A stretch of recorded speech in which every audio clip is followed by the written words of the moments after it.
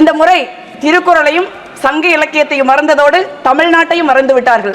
இந்த நாட்டில் ஒரு மணி நேரத்திற்கு ஒரு விவசாயியோ அல்லது விவசாய கூலி தொழிலாளர்களோ தற்கொலை செய்து கொண்டிருக்கிறார்கள். இயற்றலும் ஈட்டலும் காத்தலும் காத்த வகுத்தலும் வல்லது அரசு. தமிழகம் போன்ற தொழில் வளர்ச்சி மிகுந்த மாநிலங்களுக்கு அதிக நிதி ஒதுக்கீடு செய்தால் வரி வசூல் அதிகமாகும். பெருமுதலாளிகள் வெளிநாட்டு நிறுவனங்களை விட்டுவிடுகிறீர்கள். அவர்களுக்கு வரி சலுகைகளை அள்ளி கொடுக்கிறீர்கள். ஒரு இரக்கமற்ற கொள்ளைக்காரனை போல சாதாரண ஏழை எளிய நடுத்தர மக்களை அடித்து பிடுங்குகிறீர்கள். 176% வரி அதிகரித்திருக்கிறது. ஒரு பான சோத்துக்கு ஒரு சோறு பதம். ஒரு நகரத்துல நடுத்தர குடும்பத்துல பிறந்து வாழ்ந்து பார்த்தா எது அத்தியாவசிய பொருள் எது ஆடம்பர பொருள் உங்களுக்கு தெரியும். அமேசான், பிளிப்கார்ட் போன்ற நிறுவனங்களுக்கு 2% வரி இருந்துச்சு. இப்ப அதுவும் 0% ஆக்கிட்டாங்க. பாவம், அவர்கள் பரம ஏழைகள். 2 லட்சம் பேருக்கு வேலை கொடுத்த எங்களுடைய நகரம் இன்று 50,000 பேருக்கு வேலை கொடுக்க திணறுது. இதெல்லாம் வெறும் ட்ரெய்லர் தான். மொத்த படத்தையும் பார்த்தால் பாரதி சொல்வது போல நெஞ்சு பொறுக்காது. மிகு அவைத்தலைவர் அவர்களே, காங்கிரஸ் கட்சியின் சார்பாக நிதி மசோதா 2024-25 மீது பேச வாய்ப்பளித்தமைக்கு நன்றி. முதலில் பேரன்போடும் பேராதரவோடும் என 2வது முறையாக கரூர் நாடாளுமன்ற தொகுதியின் எம்பியாக தேர்ந்தெடுத்த எமது சகோதர சகோதரிகளுக்கு இதயபூர்வமான நன்றியை தெரிவித்துக் கொள்கிறேன். மாண்புமிகு நிதியமைச்சர் அவர்கள் வழக்கமாக தங்களுடைய பட்ஜெட் உரையில் திருக்குறளையோ அல்லது சங்க இலக்கியத்தையோ கோட் செய்வார்கள். இந்த முறை திருக்குறளையும் சங்க இலக்கியத்தையும் மறந்ததோடு தமிழ்நாட்டையும் மறந்து விட்டார்கள். தமிழ்நாட்டிற்கு நியாயமாக தர வேண்டிய நிதியையும் அவர்கள் வழங்கவில்லை. அவர்கள் செய்த அல்வாவை தமிழ்நாட்டிற்கும் எதிர்க்கட்சிகள் ஆளுகிற மாநிலங்களுக்கும் கொடுத்து விட்டார்கள் என்று நினைக்கிறேன்.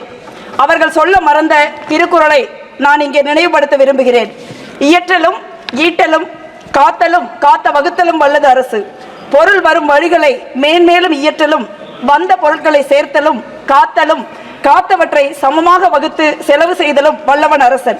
ஒரு அரசாங்கம் பொருள் ஈட்டுவதற்கு பல வழிமுறைகள் உள்ளன. அதில் முக்கியமானது ஒரு வரி.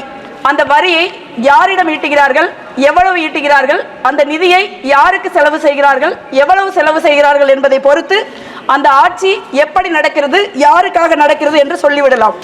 பெரும் முதலாளிகள், வெளிநாட்டு தொழில் நிறுவனங்கள், பெரும் பணக்காரர்கள் இவர்களிடம் அரசு அதிக வரி ஈட்டலாம். தொழில்கள், வேலை வாய்ப்புகள் உருவாக்கப்பட்டால் வரி வருமானம் பெருகும். மாநிலங்களுக்கு, குறிப்பாக தமிழகம் போன்ற தொழில் வளர்ச்சி மிகுந்த மாநிலங்களுக்கு அதிக நிதி ஒதுக்கீடு செய்தால் வரி வசூல் அதிகமாகும். இதைத்தான் காங்கிரஸ் தலைமையிலான யூபிஏ அரசு, ஐக்கிய முன்னணி அரசு செய்தது. ஆனால் நீங்கள் என்ன செய்து கொண்டிருக்கிறீர்கள்? பெருமுதலாளிகள், வெளிநாட்டு நிறுவனங்களை விட்டுவிடுகிறீர்கள். அவர்களுக்கு வரி சலுகைகளை அள்ளி கொடுக்கிறீர்கள். ஒரு இரக்கமற்ற கொள்ளைக்காரனை போல சாதாரண ஏழை எளிய நடுத்தர மக்களை அடித்து பிடுங்குகிறீர்கள். அதற்கு பெட்ரோல், டீசல், சமையல் எரிவாயு ஒரு சரியான உதாரணம். காங்கிரஸ் ஆட்சி எப்ப பார்த்தாலும் யூபி ஆட்சி, என்டிஏ ஆட்சி, யூபிஏ ஆட்சி, என்டிஏ ஆட்சின்னு கம்பேர் பண்றீங்க. நானும் ஒரு கம்பேரிசன் சொல்றேன். காங்கிரஸ் ஆட்சியில பெட்ரோல் 73 ரூபாய் 18 பைசா, டீசல் 40 ரூபாய் 91 பைசா, சமையல் எரிவாயு 450 ரூபாய். இப்பொழுது பெட்ரோல், டீசல் ரெண்டுமே ஏறக்குறைய 100 ரூபாய்க்கு விற்குது. சமையல் எரிவாயு 1200 ரூபாய், இப்போ 1000 ரூபாய், thanks to election. Petrol, diesel மீதான கலால் வரி, எக்ஸைஸ் டியூட்டி 250 மடங்கு உயர்த்தப்பட்டுள்ளது. It's rice 250%. ஒரு லிட்டருக்கு ரூபாய் 9 ரூபாய் 48 பைசாவிலிருந்து 32 ரூபாய் 98 பைசாவாக உயர்த்தப்பட்டிருக்கிறது. டீசல் மீதான கலால் வரி 800% உயர்த்தப்பட்டிருக்கிறது. லிட்டருக்கு 3 ரூபாய் 56 பைசாவிலிருந்து 31 ரூபாய் 83 ரூபாயாக உயர்த்தப்பட்டுள்ளது. காங்கிரஸ் தலைமையிலான யூபிஏ ஆட்சியில் இந்த வரி வருமானம் 90,000 கோடி. பாஜகவின் அமிர்த்கால் அச்சேதியின் பொற்கால ஆட்சியில் 2.73 லட்சம் கோடி. 176% வரி அதிகரித்திருக்கிறது.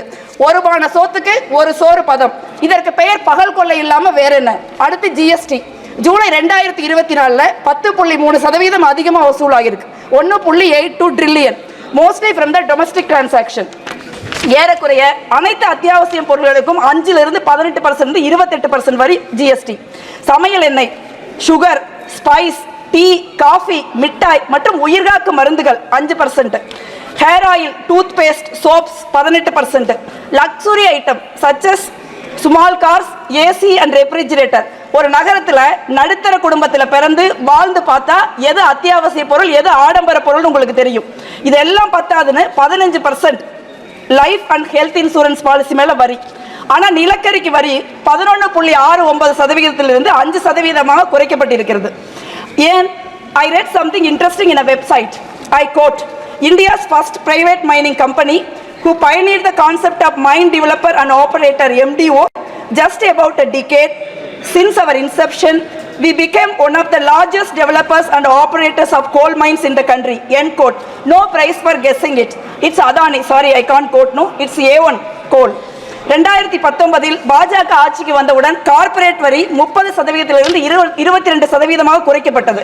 ஆனால் இதனால 1.45 லட்சம் கோடி ரூபாய் வருமானம் இழப்பு ஏற்பட்டது.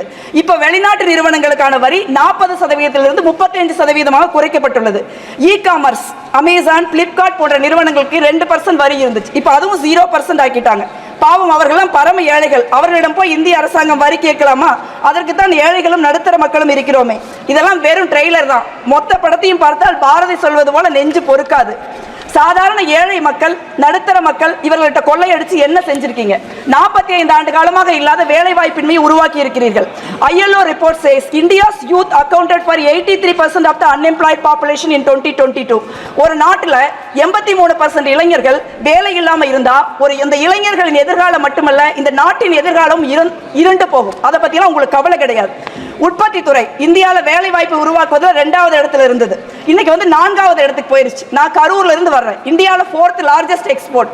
2 லட்சம் பேருக்கு வேலை கொடுத்த எங்களுடைய நகரம் இன்று 50,000 பேருக்கு வேலை கொடுக்க திணறுது. Thanks to your GST. Make in India had set an ambitious target of 12 to 14% of manufacturing growth per annum. But what is the outcome? Average 5.8% growth since 2014. ஏன்? பாஜக மோடி ஆட்சியில் சிறு குறு நடுத்தர தொழில்கள் பேரழிவை சந்தித்து வருகின்றன. அரசாங்கம் தன் நண்பர்களான A1 A2 இருவருக்கும் நாட்டை விற்று கொண்டிருக்கிறது. தொழில்துறைகள் வேலை கிடைக்காதவர்கள் விவசாய கூலிகளாக மாறுகிறார்கள். அங்கேயும் நீங்க 100 நாள் வேலையில கை வைக்கிறீங்க. 100 நாள் வேலையில பதிவு செய்திருக்கிற 6 கோடி மக்களுக்கு 100 நாளைக்கு வேலை கொடுக்கணும்னா 2.72 lakhs crores you have to allot. ஆனா நீங்க என்ன பண்ணிருக்கீங்க? 86,000 கோடி ரூபாய் அலாட் பண்ணிருக்கீங்க. குறைவான நிதி ஒதுக்கீடு காரணமா 4 மாதங்களுக்கு வேலை செஞ்ச மக்களுக்கு கூலி கொடுக்க முடியாத சூழல் உருவாகுது. அடுத்து விவசாயம். 2022 விவசாய வருமானத்தை இரட்டிப்பாக்குவோம்னு சொன்னீங்க. ஆனா 2019-20 4.97%, அதாவது 5% இருந்த பட்ஜெட் இன்னைக்கு 2.6% குறைஞ்சிருச்சு. 2018க்கும் 23க்கும் இடையில விவசாய அமைச்சகம் 1 லட்சம் கோடி ரூபாயை செலவிடாமல் திருப்பி கொடுத்திருக்கிறது. இந்த நிதியில நீங்க விவசாய கடனை தள்ளி இருக்கலாம், உள்கட்டமைப்பை ஏற்படுத்தி இருக்கலாம், ஆனா செய்ய மாட்டீங்க. இந்த நாட்டில் 1 மணி நேரத்திற்கு ஒரு விவசாயியோ அல்லது விவசாய கூலி தொழிலாளர்களோ தற்கொலை செய்து கொண்டிருக்கிறார்கள். இந்த ஆட்சியில் 50% விவசாயிகள் கடன் 2 மடங்கு ஆகி இருக்கிறது. அதே போல department of school education and literacy budget outlay reduced from 3.16 in 2013-14 to just 1.53% in 24-25. உங்களுக்கு மாணவர்கள் படிப்பு முக்கியமல்ல, புதிய கல்விக் கொள்கையை எங்கள் மீது திணிப்பதுதான் முக்கியம். ஆனால் ஒருபோதும் தமிழ்நாடு உங்கள் புதிய கல்விக் கொள்கையை ஏற்காது என்பதை நினைவில் கொள்ளுங்கள். தமிழ்நாடு பொது மருத்துவத்திலும் இந்தியாவிற்கு முன்னோடியாக உள்ளது. பெருந்தலைவர் Kamarajar 1 minute, I'm going to wind up. பெருந்தலைவர் காமராஜர் 50 வருஷத்துக்கு முன்னே மதிய உணவு திட்டம் போட்டார். அதை காங்கிரஸ் அரசாங்கம் இந்தியா முழுவதும் அமல்படுத்தியது. இந்த தமிழ்நாட்டின் மாண்புமிகு முதலமைச்சர் அண்ணன் ஸ்டாலின் அவர்கள் காலை சாப்பாடு போடுறாங்க. இந்தியாவில் எங்கேயும் கிடையாது. அந்த மாதிரி திட்டங்களை நீங்க நிறைவேற்றுங்க. நாட்டில் இவ்வளவு பிரச்சனை இருக்கு, ஆனா உங்களுக்கு எது முக்கியம்? சாதி மதம். ஒரு எதிர்க்கட்சி தலைவரை, எனது தலைவர் ராகுல் காந்தியை பார்த்து என்ன சாதின்னு நீங்க கேட்கிறீங்க? அது நாடாளுமன்ற அவைக்குறிப்பில் இருந்து நீக்கப்படுகிறது.